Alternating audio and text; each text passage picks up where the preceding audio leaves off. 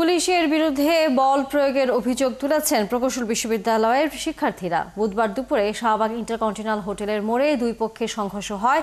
এতে উভয় পক্ষের বেশ কয়েকজনের আহত হন। ডিপ্লোমা প্রকৌশলীদের সাথে চাকরিগত সুবিধার পার্থক্য রাখতে ৩ দফা দাবি জানায় প্রকৌশল বিশ্ববিদ্যালয়ের পড়ুয়া শিক্ষার্থীরা। এর আগে সকাল থেকে শাহবাগ মোড় অবরোধ করে রাখেন তারা। আরও জানাচ্ছেন রবি সরকার। শাহবাগ মোড় অবরোধ করে রাখে বুয়েট সহ সারা দেশ থেকে আসা প্রকৌশলে স্নাতক পড়ুয়ারা। ডিপ্লোমা প্রকৌশলে পড়ুয়াদের সাথে চাকরি ও মর্যাদাগত পার্থক্য বহাল রাখার দাবিতে এই কর্মসূচি।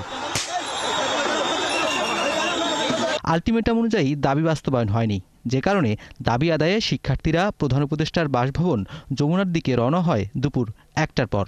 ইন্টারকন্টিনেন্টালের সামনে পুলিশি ব্যারিকেড ভেঙে যমুনার সামনে চলে যায় শিক্ষার্থীরা।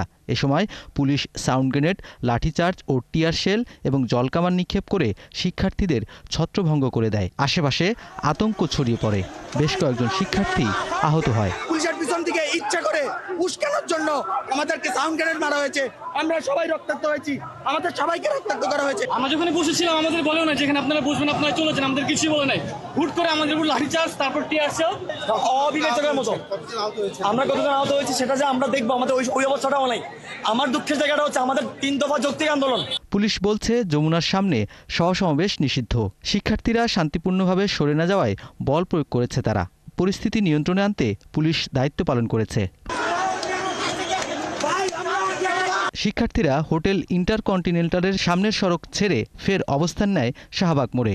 এই কর্মসূচিকে ঘিরে পুরো নগরে যানজট তৈরি হয়েছে।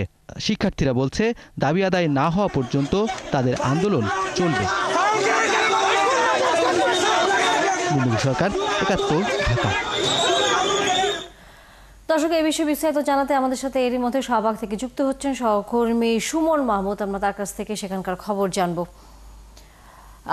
সুমন, আপনি শাহবাগ মোড়ে অবস্থান করছেন আমি দেখতে পাচ্ছি, এবং আপনার পেছনে অনেক মানুষ এবং একই সাথে প্রশাসনের লোকজনও সেখানে আছে। জানাবেন, কারণ এর আগে আমরা যখন সংযুক্ত ছিলাম তখন দেখছিলাম যে তারা ইন্টারকন্টিনেন্টালের সামনে অপেক্ষা করছেন, তারা সেখানে অবস্থান নিয়েছেন এবং তারা তাদের দাবি আদায় না হওয়া পর্যন্ত সেখানে অবস্থান করবেন। এখনও তারা সেই অবস্থানে আছেন কিনা এবং তাদের সাথে কথা বলবার জন্য পুলিশের পক্ষ থেকে কোনো ধরনের উদ্যোগ আসলে নেওয়া হচ্ছে কিনা আবারও দ্বিতীয়বারের মতো?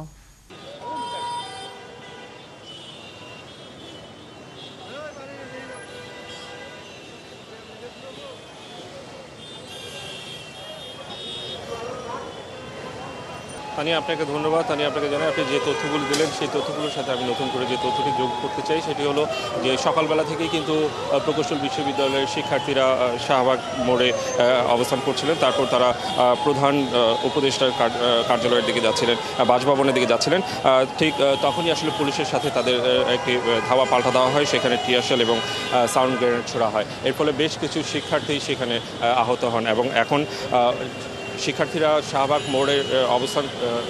মোড়ের ঠিক আগে ইন্টারকন্টিনেন্টাল হোটেল থেকে শাহবাগে যাওয়ার যে রাস্তাটি, সেই রাস্তাটি তারা দখল করে সেখানে অবস্থান করছেন। তাদের যে দাবি, সেই দাবি হলো তারা যে 3টি দাবির কথা বলছে, তাদের এই 3টি দাবি যৌক্তিক এবং কোনোভাবেই তারা এই দাবি আদায় না হওয়া পর্যন্ত তারা এখান থেকে যাবেন না। পাশাপাশি তারা যে দাবিটি করেছেন রাস্তাটি ছেড়ে দেওয়ার ব্যাপারে পুলিশ প্রশাসনের বেশ কয়েকজন ঊর্ধ্বতন কর্মকর্তা তাদের সঙ্গে বেশ কয়েকবার কয়েক দফায় এখানে মিটিং করেছেন, তাদেরকে বুঝিয়েছেন এখান থেকে রাস্তাটি ছেড়ে দেওয়ার জন্য।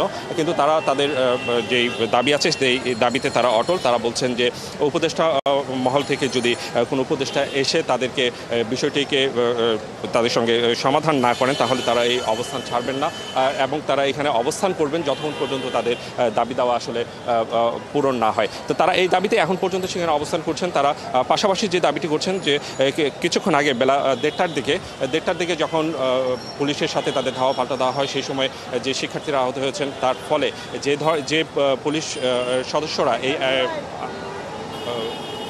এর সাথে জড়িত, অর্থাৎ যারা সেখানে লাঠিচার্জ করেছে তাদের বিরুদ্ধে ব্যবস্থা নেওয়ার কথাও তারা বলেছেন। তো শেষ মুহূর্তে এখন পর্যন্ত তারা এখানে অবস্থান করছেন। কোনো ধরনের যদি উপদেষ্টা মণ্ডলীর কাছ থেকে কোনো ধরনের তারা কোনো গ্রিন সিগন্যাল না পান, অর্থাৎ তাদের কাছ থেকে এটার সমাধানের কোনো উপায় না পান, তারা এখানেই অবস্থান করবেন।